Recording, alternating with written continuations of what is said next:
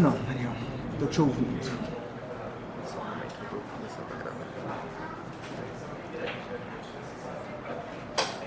Bom, hoje é dia 24 de novembro, estou aqui com o vereador Matheus Simões.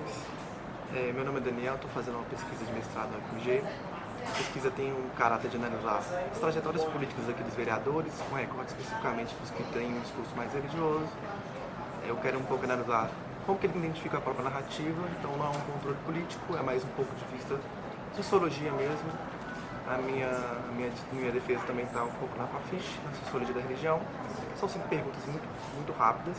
A primeira é um pouco nesse sentido, queria que o senhor me falasse um pouco sobre a sua trajetória, o que levou o senhor até a política. Essa é a primeira pergunta. A minha trajetória política se inicia pelo meu desconforto com o fato de que a maioria dos políticos brasileiros não se preocupa em resolver o problema público em si, mas transformam a vida pública em carreira. Então, acho que enquanto nós não ficarmos livres do carreirismo político, que é esse loteamento do espaço público, como se nós estivéssemos falando de busca de emprego, nós não vamos ter um ambiente melhor. Eu tenho a minha carreira profissional, não tem nenhuma ligação com política, nunca ocupei nenhum cargo comissionado ou que dependa de qualquer tipo de indicação política. Estou ligado essencialmente à iniciativa privada e sou servidor público concursado, procurador da Assembleia Legislativa de Minas Gerais. Mas lá não há nenhum caráter político no cargo do qual estou licenciado, inclusive, nesse momento. A minha aproximação política está eminentemente ligada a essa sensação de que o espaço político brasileiro tem sido ocupado por pessoas que estão menos preocupadas em realizar o que é função de governo e de Estado propriamente, mas preocupadas em manter uma estrutura de poder que já é muito antiga no Brasil, né? Obviamente, ao fazer isso, eu faço na lógica liberal, que é a que eu defendo. Eu sempre defendi, são as minhas linhas de estudo e de atuação, nessa compreensão de que o espaço público deve ser o menos lesivo para os direitos individuais possível.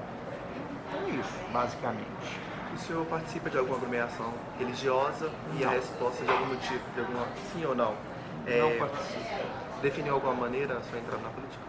Não, porque como eu não tenho participação em nenhum tipo de aglomeração religiosa, isso não tem um impacto para a minha decisão política, né, de ingresso na política. Eu sou um homem de formação em escolas católicas, vindo de uma família por parte da minha mãe, que é toda ela espírita. Sempre fui um curioso por temas religiosos, eu estudei todas as religiões que você puder imaginar, do Corão ao livro dos Mormons, eu já estudei tudo que havia no caminho para estudar, mas por curiosidade. Acredito em Deus, tento pautar o meu comportamento da forma como me parece ser a mais adequada, mas não faz transferência de agenda. E, aliás, acho que é muito perigoso essa interferência religiosa no domínio político, porque as religiões são várias e a partir do momento que você transforma a pauta política em religiosa, você necessariamente está excluindo alguém. Né? Você começa a excluir aqueles que são de outras religiões que não a sua. Eu, como liberal, não posso ser a favor de nenhum tipo de sectarização da atuação política de forma a prejudicar ou excluir a atuação de outros que acreditam em outras coisas diferentes daquelas em que eu acredito.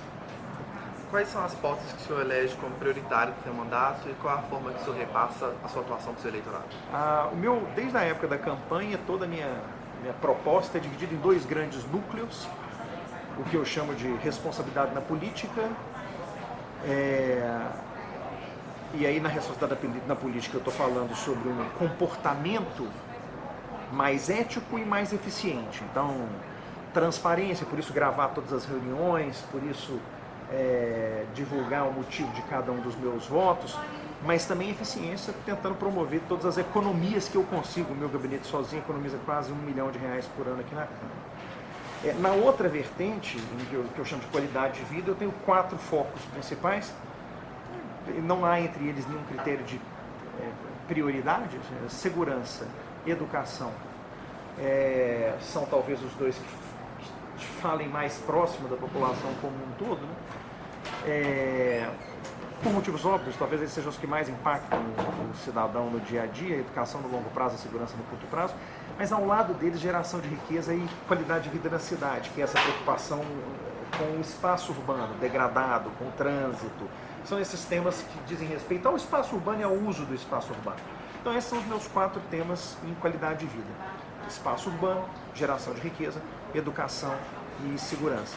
É claro que, como vereador, eu tenho de trabalhar com todos os temas que dizem respeito à cidade, mas as minhas propostas estão sempre focadas nessas 2 linhas. Ele falou de repasse para o eleitorado, acho que Sim. das reuniões abertas. Repasse para o eleitorado eu tenho 3 mecanismos, talvez. O mecanismo físico, que a cada 15 dias eu tenho uma reunião aberta para a presença de qualquer pessoa. Por isso a minha surpresa de você não conseguir falar comigo, porque nesse horário eu recebo qualquer assunto, qualquer tema, a cada 15 dias. Essas reuniões sempre têm uma pauta temática, que a gente discute nos primeiros 45 minutos de reunião, meia hora de reunião, com um convidado, tem falado um tema. Semana passada, por exemplo, a gente estava discutindo licenciamento na cidade, mas já discutimos Cracolândia, já discutimos o plano diretor, já discutimos. Então, o tema vai mudando de reunião para reunião. Depois disso, é espaço aberto para sugestões de outros temas para a gente poder estudar ou apresentação de questões. Eu tenho por hábito não receber pessoas individualmente. Eu só recebo no gabinete quem representa interesses coletivos, ou seja, entidades, associações, ou quando é uma entrevista, alguma coisa desse tipo, dessa conversa que nós estamos aqui. O interesse individual eu não trato, porque eu acho que eu não estou aqui para ser despachante de interesse individual de ninguém.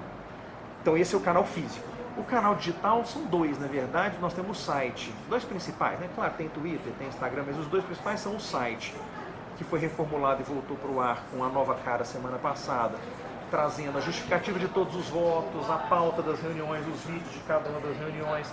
Então isso tudo está lá. A economia do gabinete, recebendo as sugestões que vêm por lá.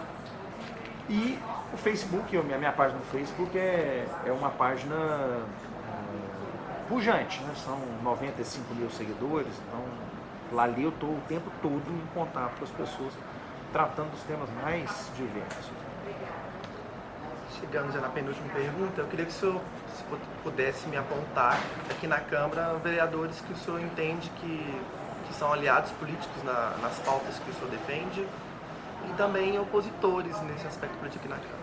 Eu acho que como eu sou de um partido recente, é difícil identificar aliados nas pautas gerais, né? O Novo é um partido muito diferente dos demais no trato com algumas coisas como fundo partidário. Então eu não vou ter ninguém aqui na casa que esteja alinhado comigo em todos os meus projetos. Não vou mesmo. Nós temos um grupo de 6 vereadores que tem projetos comuns, que é um grupo importante para mim, é relevante, que é a Frente 10, formada por mim, Oswaldo Lopes, Dorgal Andrada, Gabriel Azevedo, Irlan Melo e Rafael Martins. Mas nós definitivamente não estamos juntos em todas as votações, até porque 4 desses vereadores são da base do governo e eu não sou da base. Então nós não votamos sempre juntos, são só pessoas que trabalham alguns projetos comigo e quando a gente trabalha em conjunto a gente anuncia que os projetos são da Frente 10. Os principais opositores, quando o tema é econômico, obviamente a esquerda são aqueles que estão mais distantes de mim, né? O PSOL, o PP, o PCdoB. Mas eu tenho pontos de divergência com vários dos vereadores da casa. Eu sou o vereador com o maior número de votos não em plenário, né? Eu sou conhecido por votar contra projeto.